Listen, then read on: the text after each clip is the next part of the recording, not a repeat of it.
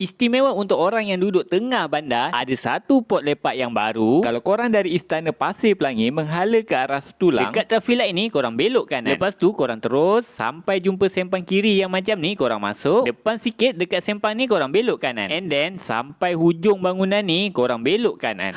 Inilah tempat dia. Diorang ni baru je lagi buka tau. Tapi pilihan dan presentation makanan diorang tu macam dah lama dah berniaga. Menu yang paling kita orang suka, diorang punya waffle ni makan sekali dengan gelato kelapa, tambah sikit dengan gula Melaka. Menu yang ni start daripada pukul 2.30 petang tau. Daripada banyak-banyak menu yang kita orang cuba dan rasa dekat tempat ni, dengan ini kita orang menobatkan diorang ni ada pasta yang paling pedas kita orang pernah jumpa. Nama dia pasta sambal udang. Memang tak scam weh, pedas dia. Bukan takat makanan berat je diorang ada. Mana yang minat dengan makanan-makanan ringan macam cendol ataupun roti bakar yang makan sekali dengan telur macam ni, dekat dalam tu ada sos homemade black sesame tau. Dan last sekali diorang punya minuman pun boleh tahan tau. Yang ni kopi campur holik dan yang ni pula kopi O Milky Foam. Korang cari je Rasa and Coffee. Orang Bandar JB dah tahu ke belum tempat ni? Jangan risau, tukang masak dia ni pun Muslim.